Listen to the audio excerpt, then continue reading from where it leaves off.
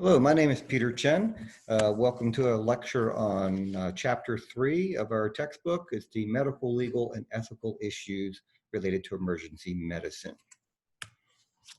As a basic introduction here, we are going to talk about the major legal issues related to emergency medicine. We're going to talk about some of the pitfalls that you can commonly come across in the EMS field and some of the areas that are pretty gray in which there is really no black or white answers to. While we go through this lecture, please write down any questions that you may have. And when we do our question and answer session, we can clarify to the best that we can anything that you have issues with. The first major concept that we come across in legal issues with medicine is the concept of consent. Consent is basically getting permission to provide care. Every time you go to a doctor's office and they have you fill out that paperwork on the clipboard, it is you giving permission to that doctor, that dentist, to provide you care. And they discuss in that consent risks and benefits of the care being provided. As a patient, you can refuse care. So we come across someone who did not call 911, or even if they did call 911 and they choose not to be treated by us, they have that right to refuse care.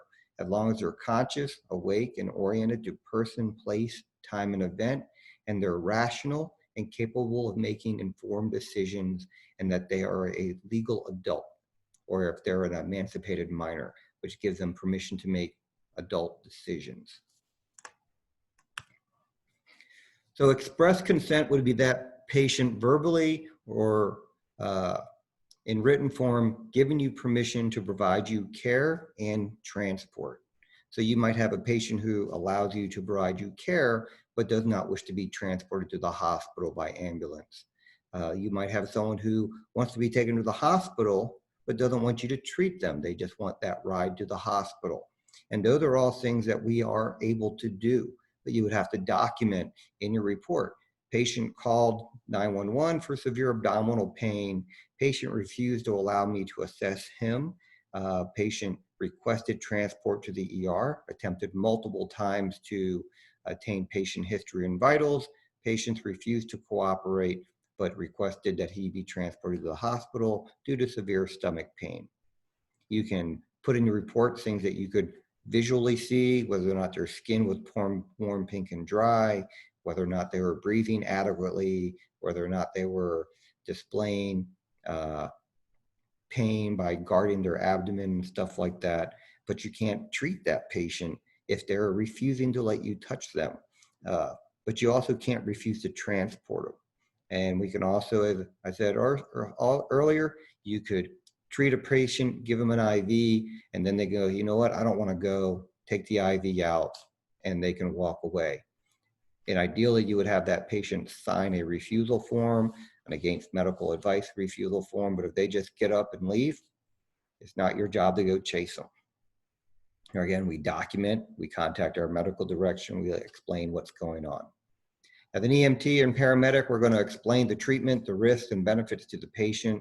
We want to do that each step. You know, I'm going to take a blood pressure to see how your blood pressure is. I want to check your blood sugar. It's going to involve a quick finger prick on your finger. It might hurt just a little bit, but it's important that we get a blood sugar, and this is why. Implied consent. This is going to be for that person who's unconscious or unable to make an informed decision due to being intoxicated or under the influence of drugs, or maybe having a mental health crisis. You should only really use this when there's a threat to life or limb, but for the most part, anytime someone is considered unconscious, they're going to be considered to have a life threat.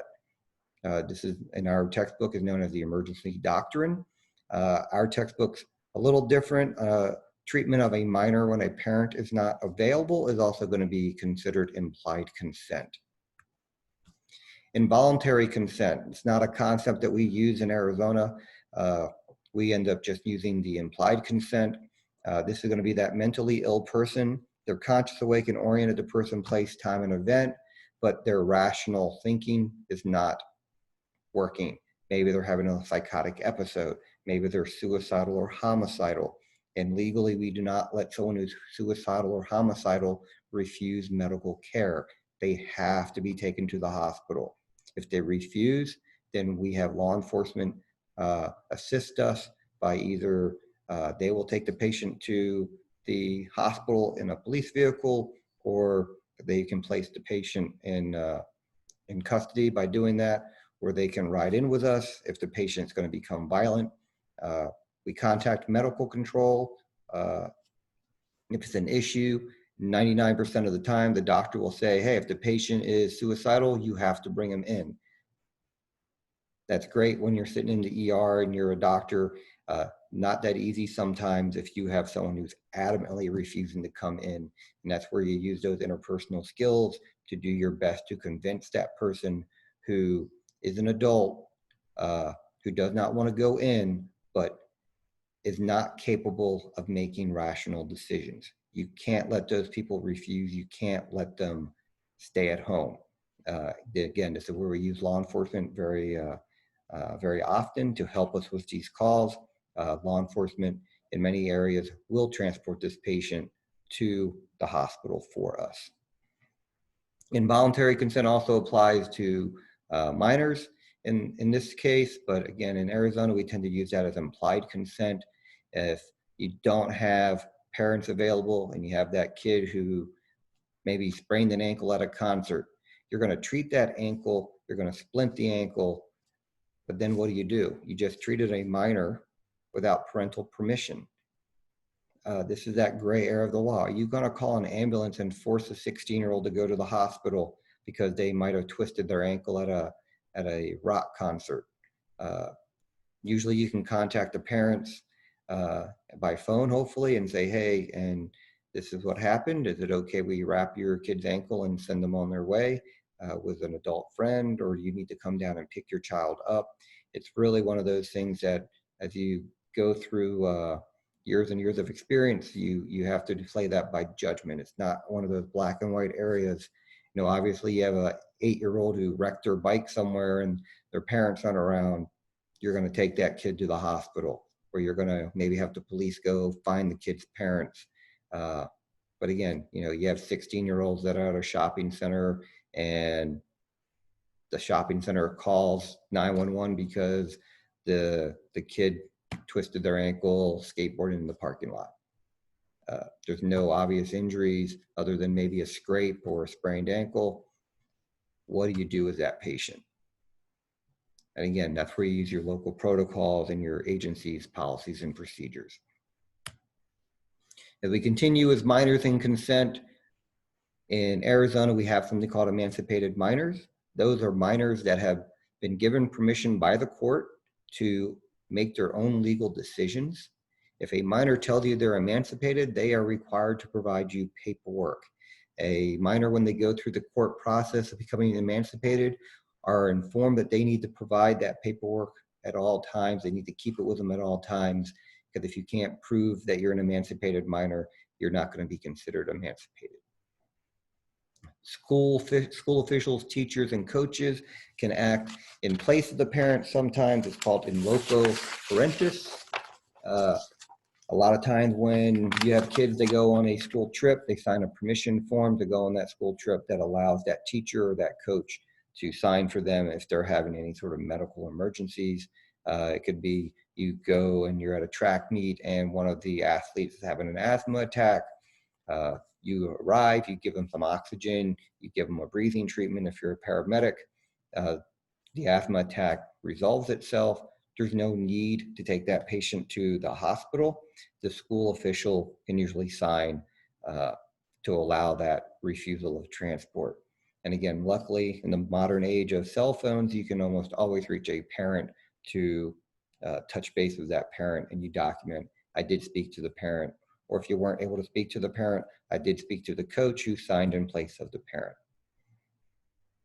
Again, if a true emergency exists and no consent is available, we always treat the parent or always treat the patient under the implied consent concept.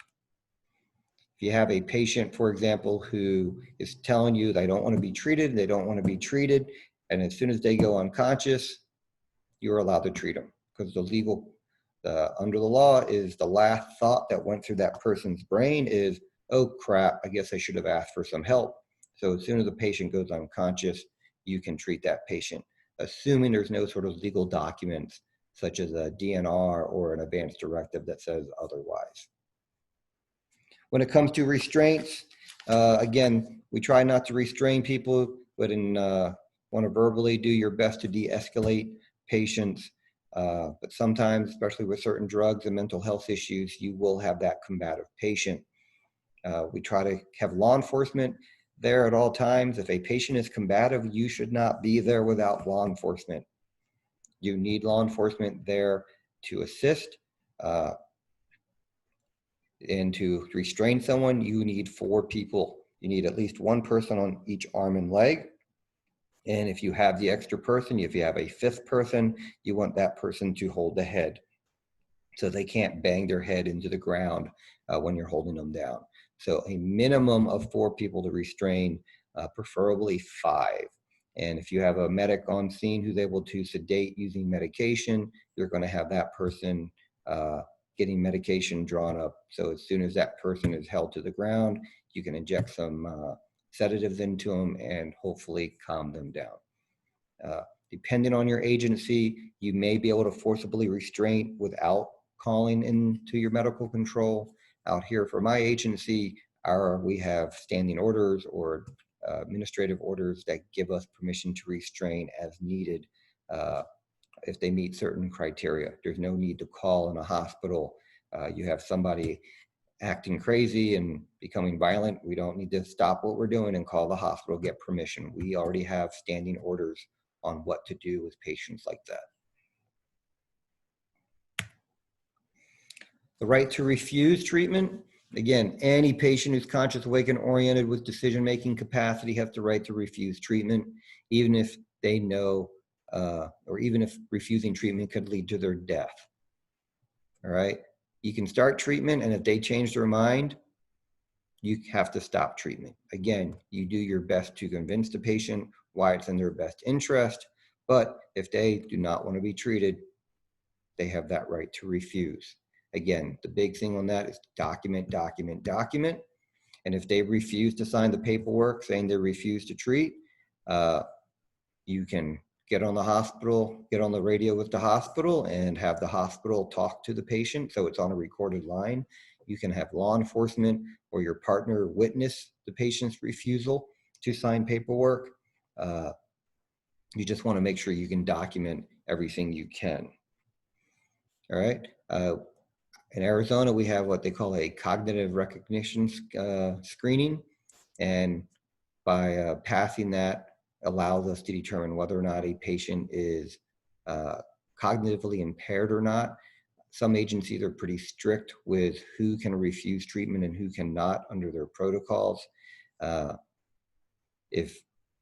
my agency, if they're under the influence of drugs or alcohol or have any head injuries, they are not allowed to refuse.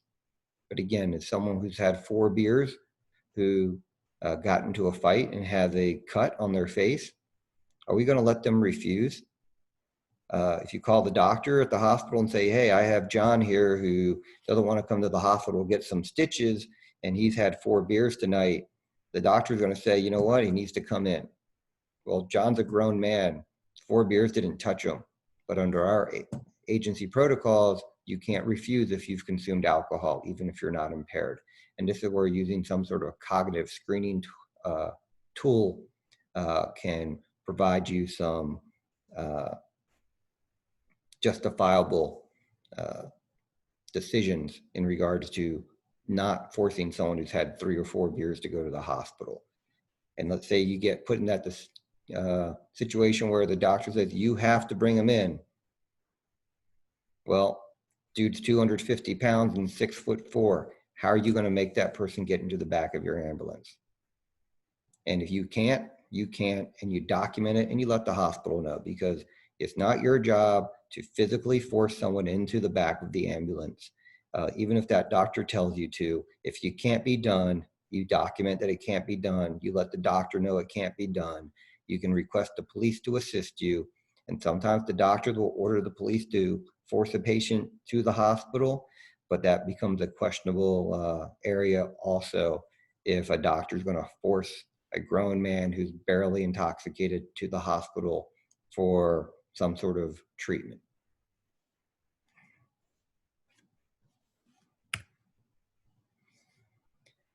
All right, so again, before we refuse a scene, before we leave a scene where a patient has refused, if they're a minor, obviously the guardian makes all decisions.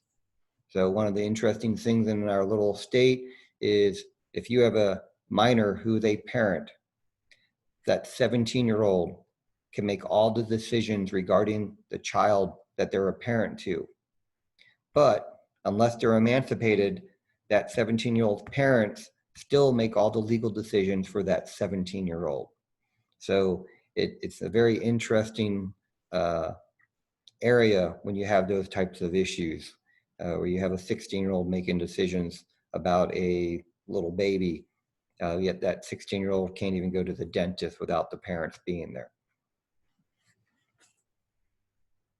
And again, where you want to provide as much treatment as possible before the patient refuses. So it's better to provide treatment than not treating a patient. It's better to get as much documentation as you can based on what you see visually, and make sure you document all of that. Confidentiality. Confidentiality is protected by a law called HIPAA.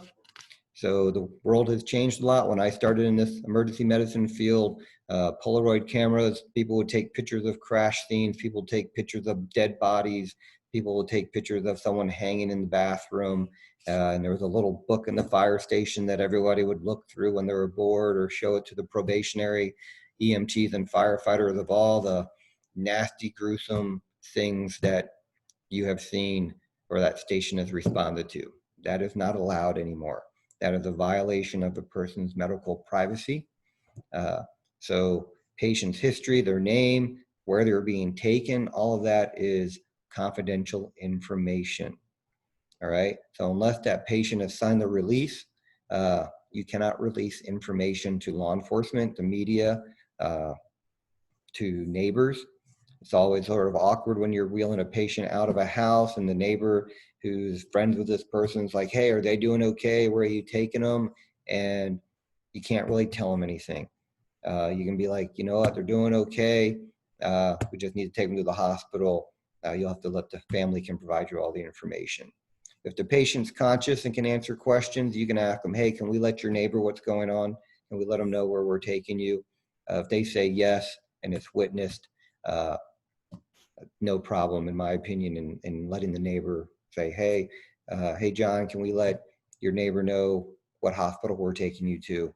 And if they say yes, and most of the time they're going to be yes, hey, can you watch my house while I'm gone, that type of thing. If law enforcement asks for information, you cannot provide it. Now, if you're going through your interview with a patient, hey, have you been drinking tonight? Have you been consuming drugs tonight? And law enforcement is in earshot, that is not your issue. You just cannot provide a written documentation to law enforcement. You cannot make statements to law enforcement regarding a patient unless it's something that's a mandatory report, because that's a violation of this HIPAA law. Our DNR orders, that is a do not resuscitate. Do not resuscitate rule does not mean do not treat. And basically that is an order requested by the patient on what sort of life-saving measures they do or do not want EMS to provide to them. All right. The DNR order only applies to the pre-hospital setting. All right. And on that, it states the patient's medical problems, their name, legal guardian's name, usually a physical description, a picture. It does not expire, but it can be revoked at any time by that patient. I mean, they can just tear it up and put it in the trash if they don't want that DNR order anymore. The DNR has to be on orange paper. You can use copies, but the copies also have to be on orange papers. So And so if you take that orange paperwork with you, you better make sure it sticks with the patient. Don't keep it with your documentation when you leave the hospital, because then that patient has to go back out and get a whole nother DNR. Some agencies let you just document that you visually solved the DNR. For us, we have tablets that can take pictures, so we can just take a picture of the orange DNR and then leave it at the house. It's recommended that the DNR order is left someplace like on the refrigerator so it's easy to find, because if we get there and the person's unconscious, obviously they can't tell us where the DNR is. And usually the family will tell you, hey, they have a DNR order. A family member cannot revoke the DNR order. So if you have a DNR order and you have one family member said, hey, he had the DNR, just let him pass away, and you have that other family member that says, hey, no, you know what, he told me yesterday he wanted to be kept alive. I don't care if he had the DNR order, you need to do CPR. They can no longer revoke the DNR. The DNR can only be revoked through either the destruction of that DNR paperwork or through a legal notarized paper by the patient saying that they do not want that DNR followed.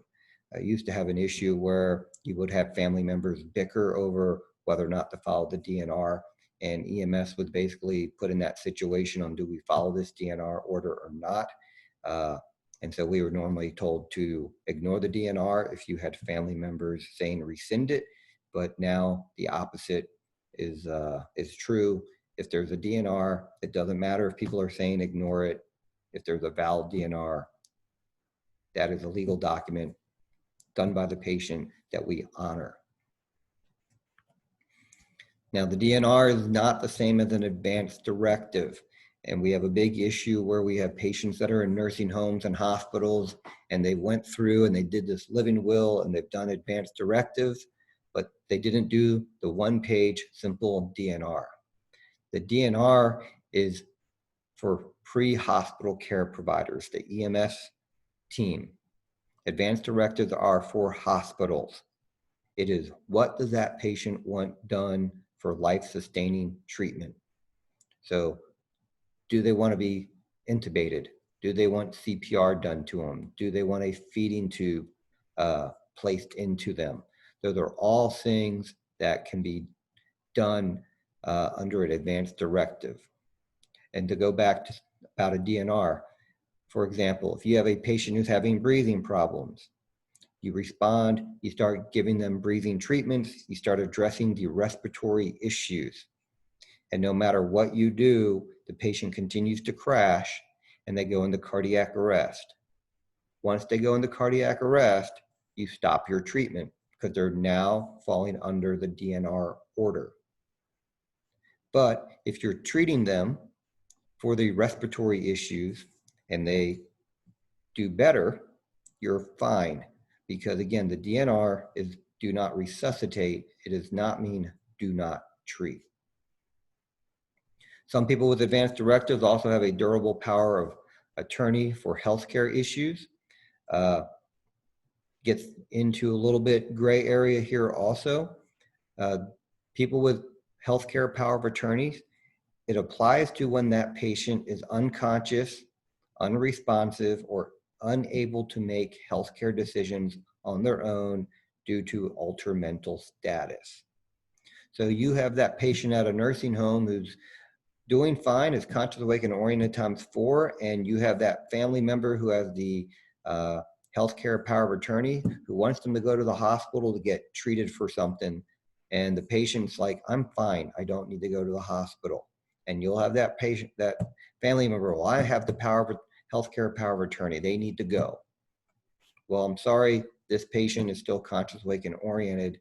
If they don't want to go, they don't need to go. Your healthcare power of attorney only applies when they're not capable of making decisions.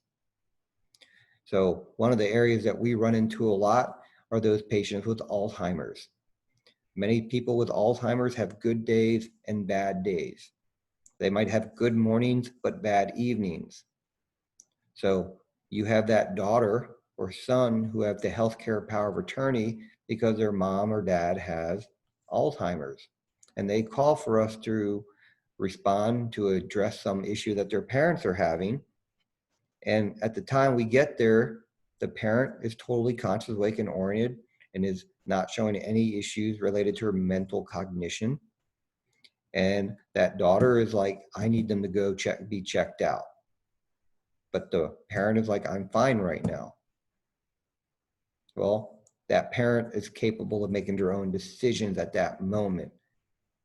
But maybe the next day, the Alzheimer's a little bit worse and they're not capable of making their own decisions. Well, then the daughter can exercise her right of having that healthcare power of attorney. So they might actually be covered one day, but not covered another day by having that healthcare proxy. But again, when in doubt in these types of situations, you can always contact the hospital. The doctors make the big bucks. They have the liability insurance. Let them make those decisions. And also, whoever says they have healthcare power of attorney needs to have the paperwork with them. If they don't have it with them, then it doesn't exist. All right, so obvious signs of death.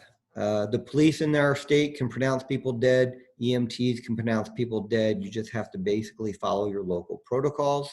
There are certain things that are obvious signs of death that if you get there, you're not going to do any sort of life-saving measures. Please do not do CPR on somebody whose head's on one side of the road and their body is on the other side of the road. All right, so when you look at someone, you're looking at some presumptive signs of death. You know, these are these key points. Are they totally unresponsive to painful stimulus? Do they not have a carotid pulse or heartbeat and you felt for that heartbeat for at least 30 seconds? Do they have no chest rise and fall? Do they have no deep tendon reflex or corneal reflex? Are their pupils dilated? Is there a blood pressure or there is no blood pressure? Are they turning purple or blue? Do they have that profound cyanosis? And is their body temperature much lower than the environment? Now, out here in the desert, obviously, it's 115 degrees. You're not going to have a cold body. But in normal temperatures, is that body going to be, is it colder than the surrounding temperature? If it's the temperature 78 degrees and the body 78 degrees, then they're going to be decreased body temperature, they're dead. All right, definitive signs of death. You obviously have these mortal injuries, the decapitations. You have what we call dependent lividity, which you see in this picture here. As soon as the heart stops, the blood stops circulating and it just starts to pool wherever gravity pulls it. So if they're sitting in a chair when they pass away, the blood's going to pool in their lower legs and in their buttocks area. If they're laying on their back when they pass away, you're going to see that in the picture here. And it's just the blood has settled and started to coagulate. You see a rigor mortis, which is the stiffening, and then you just see the decomposition of the patient. Those would be signs of death, and you just document the signs of death that you have and you pronounce. There are certain cases that are always picked up by the medical examiner. The medical examiner does not do autopsies on every single person who dies in its jurisdiction. So if you have that 78-year-old male who's died at home, unless there's any sort of suspicious circumstances or the family requests it, there's probably not going to be an autopsy. The funeral home can come and pick that body up from the house. Suicides, violent death, poisonings, overdoses, accidental deaths, or any sort of death that might be a part of a criminal act will go to a medical examiner. Infant and children's deaths will always go to the medical examiner. Even if it's some sort of underlying medical problem, the medical examiner will still probably pick up that child's death. Again, if the parents want to refuse, they can refuse those types of autopsies.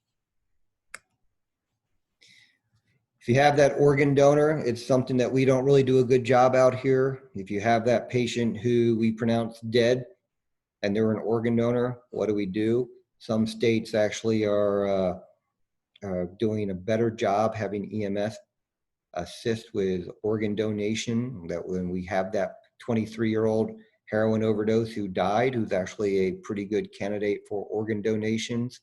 Do we work that patient to the hospital for the sole purpose of getting them to a hospital where they can donate organs so their death isn't in vain?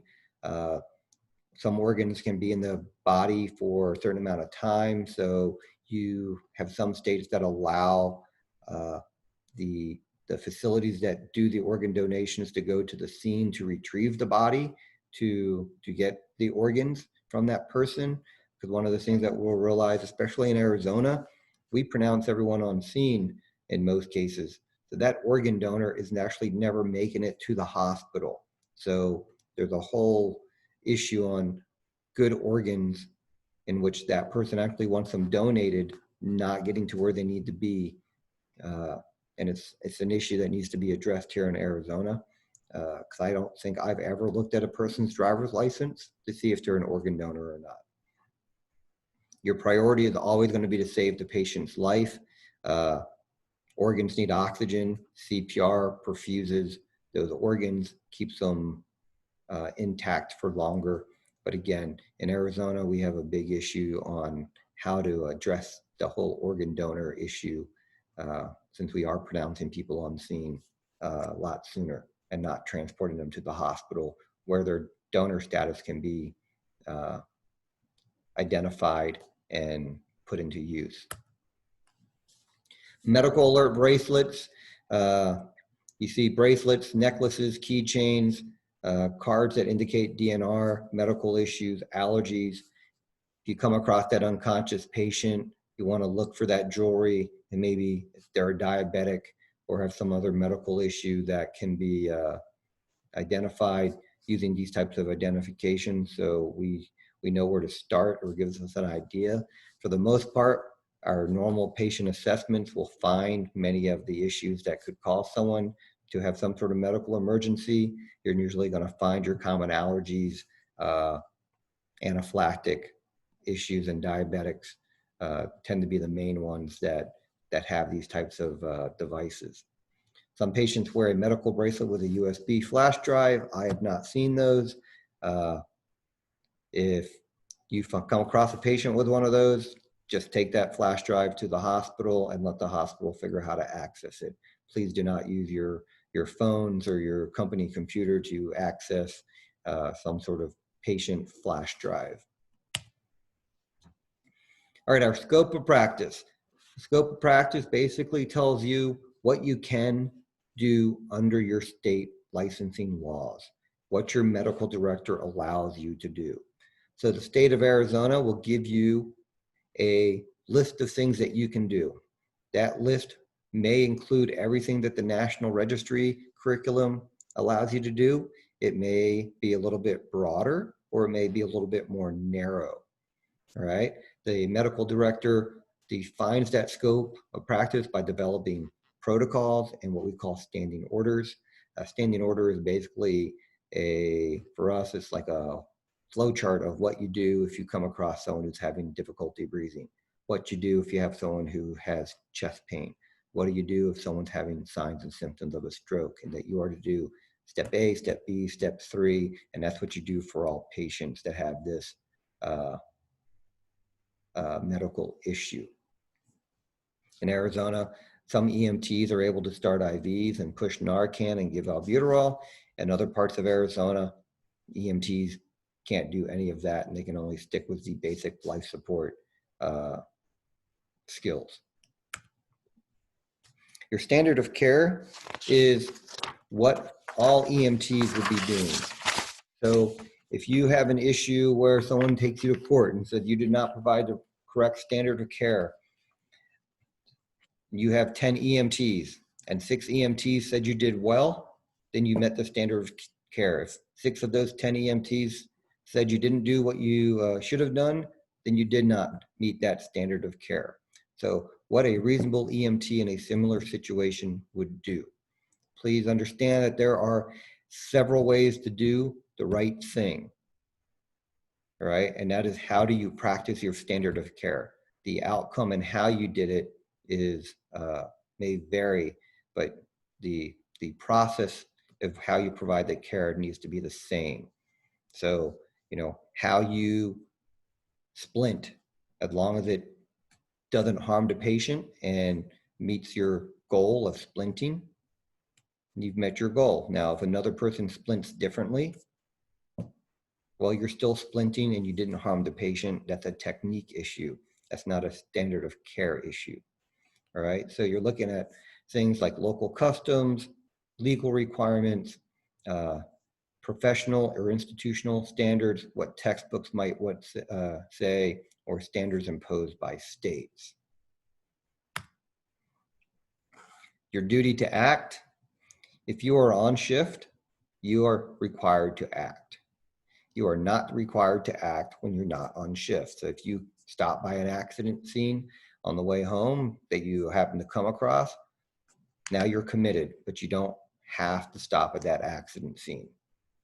All right, but when you're on shift, whether or not it's a volunteer shift or a paid shift, if you are on shift, you have to act, which means you need to make sure your equipment is ready. You need to make sure you're physically capable of providing the duty and that you are capable to provide all the skills via your training. So you're up to date on your training, your protocols, you're physically fit, your equipment has been checked out. You're not going to get to a cardiac arrest and not have oxygen in your oxygen bottles, that you are required to act based on your current role. All right, negligence is when you don't follow that standard of care, and that not following that standard of care caused damages. So you can still lose your license if you fail to follow the standard of care. You can get fired from your agency, but you probably would not be considered negligent if you didn't provide that standard of care. So maybe you have someone with a low blood sugar and their sugar is 50. And for our agency, anything below 60, we're supposed to give glucose to. And patient, you take them to the hospital and they're still conscious, awake, and oriented. And they check the patient's blood sugar, and the patient's blood sugar is now 45. And they go to you, hey, did you provide them sugar? And you're like, oh, I forgot. Or I didn't even think about it. Or I forgot we ran out of sugar and I didn't have it in the ambulance because we used it on the last call. Well, you violated your standard of care. You didn't provide what you should have been able to provide as an EMT. But if there was no harm done to that patient, then you weren't negligent. Okay, you had a duty to act, you had a breach of duty, but you did not cause any damage to that patient. Now, if that patient ends up going unconscious and has seizures and die, and you had the opportunity to provide sugar to them and you did not or could not because you didn't have your sugar properly stocked, then you're going to be liable for negligence. Abandonment. This is when you start treating the patient and then you leave. You can't do that. So you get there, you get to a patient, you introduce yourself, you get consent, you start making treatment decisions, and for whatever reason, you decide, you know what, I don't want to be here. I quit, I leave. You have abandoned your patient. The only time you're allowed to abandon your patient is if the scene becomes unsafe.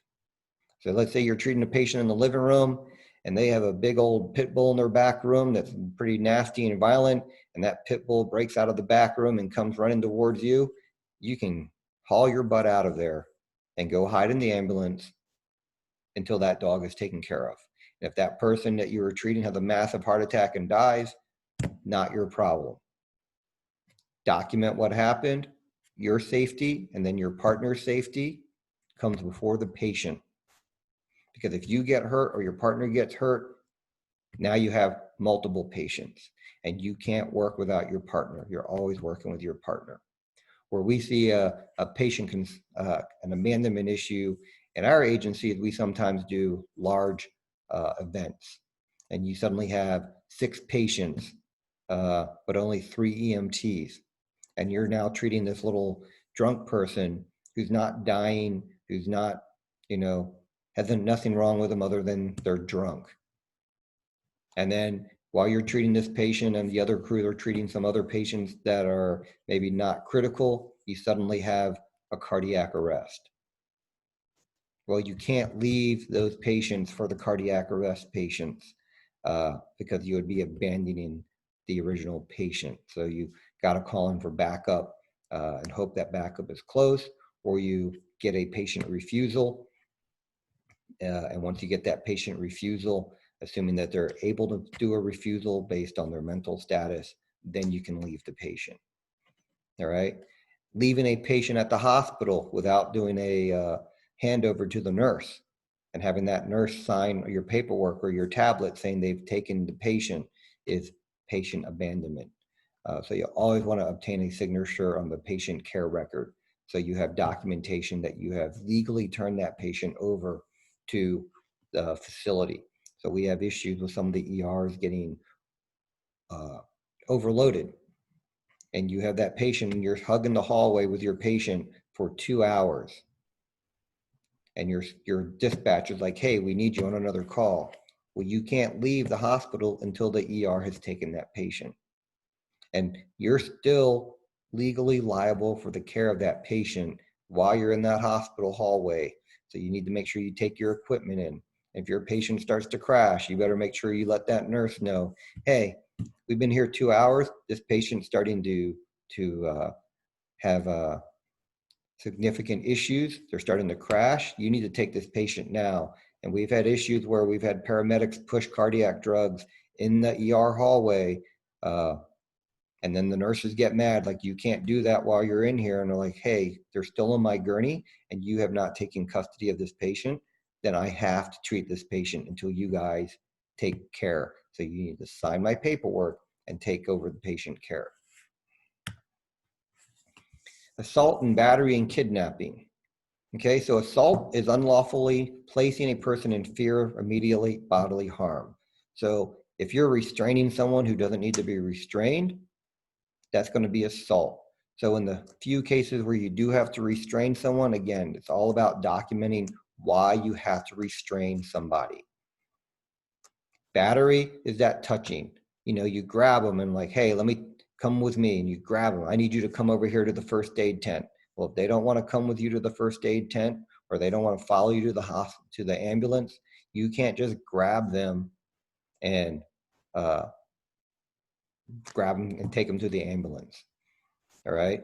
Now, again, if they're showing altered mental status, they're cognitively impaired, you have a little bit more leeway in how you physically touch a patient. You know, if you have someone who is trying to choke themselves, you can grab their hand and hold their hand away from their neck so they can't choke themselves. And again, you document, you physically restrain that patient, and you document per your company and state protocols why you have to physically restrain that patient. You don't take a blood sugar or an IV without telling the patient what you're about to do and why you are about to do it, and make sure it's okay that you're doing that.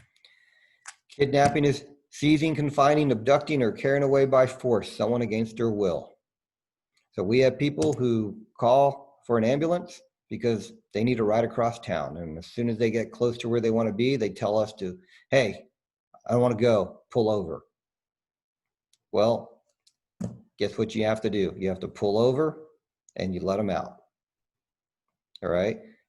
It's just the way the world is, and it happens. And you do this job, you're going to have people who have you drive them across town and get out of the ambulance and say, thank you very much. Or you wheel them into the hospital and they go, oh, there's a wait here too. And they just walk out of the ER. All right. Again, all you can do in those cases is just document what happened. Now, if they are, again, impaired, that's where you may, based on your agency's protocols, be able to physically restrain someone so they cannot leave. We have a lot of interfacility transports where we're taking someone from a hospital to a psych facility. If that person decides they don't want to go to that psych facility, and I don't care if they're a court petition patient or not, if they tell me they don't want to go and I can't convince them otherwise, I'm not getting into a fight with that person in the back of the ambulance. It's not your job to get into a fight with that person in the back of the ambulance. You basically say, hey, can we let us pull over so we can let you out? And you pull over as soon as you can, and you let them out, and you get on that radio and you let your dispatch know. And if it's a petitioned patient, you make sure you let law enforcement know that you have a petitioned patient. Leave your ambulance, and then it becomes a law enforcement issue. So remember, the patient rescinds consent, but if the EMTs did not let them leave the ambulance, you are basically kidnapping that patient. Also, making a patient go to the hospital, making them go to a hospital they don't want to go to could be considered kidnapping. And in Arizona, patients get to choose which hospital they go to. In other states, the hospital is chosen by the transport agency.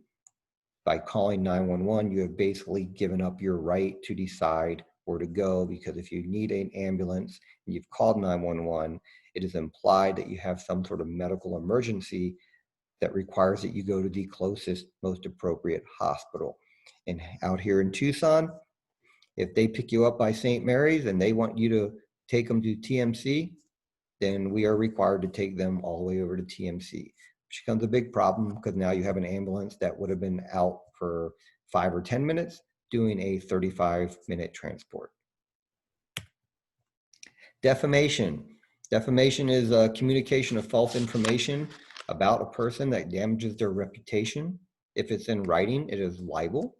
So make sure you don't make false statements on your reports. You can put, it appears to be under the influence of alcohol. You can say you saw empty alcohol containers. You had what appeared to be the smell of intoxicants, but you can't say this was just some drunk druggie who was just passed out on the side of the road. Slander would be the spoken, inappropriate comments made about somebody's character, someone's condition. Again, you can provide clinical suspicions, but it has to be based on facts. What have you measured? What have you seen? What did witnesses tell you? What did the patient tell you? What have you found on the patient? Patient denies IV drug use, but he has skin abscesses and IV drug needle marks up and down his left arm. Drug paraphernalia was found in the vehicle in which he was located in. All right. The patient denies he's a drug user. He denies he's a drug user, but you can provide that information that's factual in your report. Good Samaritan laws. Good Samaritan laws are going to be those that hopefully will protect you as a civilian if you help someone in a medical emergency. So if you're working for a paid agency or if you're a volunteer, you are not covered by a Good Samaritan law. All right. If you take money or some sort of significant compensation while after you help someone, you're no longer covered by a Good Samaritan law. So, if they give you a $10 gift card to Applebee's, you're fine. They give you a car, that's not you're no longer covered by Good Samaritan law. You now were compensated for that action. So, and as long as you don't do anything grossly negligent. So you go in and you see someone who's in cardiac arrest, you don't know they have a DNR order, you go and do CPR on them, you're not going to be sued, assuming that some family member wasn't showing you the DNR order and saying, stop doing compressions, he's a DNR, here's the orange card. If you go, you do your CPR, you get pulses back, EMS arrives, and now this guy wants to sue you because, damn it, he died and he wanted to be dead, and you saved his life, you're protected under Good Samaritan laws. Now, if you start doing compressions and you're doing compressions on the abdomen instead of the chest, you are grossly negligent, so you probably are not going to be covered by the Good Samaritan laws. If you grab your pocket knife and you cut a hole in their neck trying to put a breathing tube into them out of some pen or whatever, you're not covered by the Good Samaritan law. So as long as you're not doing anything grossly negligent and you're acting out of good faith, you are covered by Good Samaritan laws. Again, Good Samaritan laws do not cover paid first responders. When it comes to records and reports, the big thing is be detailed, be accurate. Just remember, people can sue you. A 1-year-old can sue you up until I think they're 19 years old. I think it's 1 year after they turn 18. So you could have an infant that can sue you in 18 years.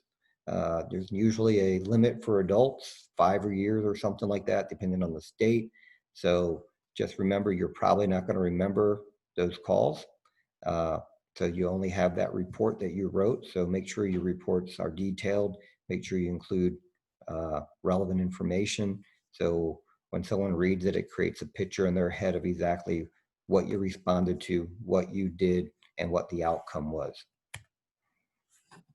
There are certain things that are mandatory reports.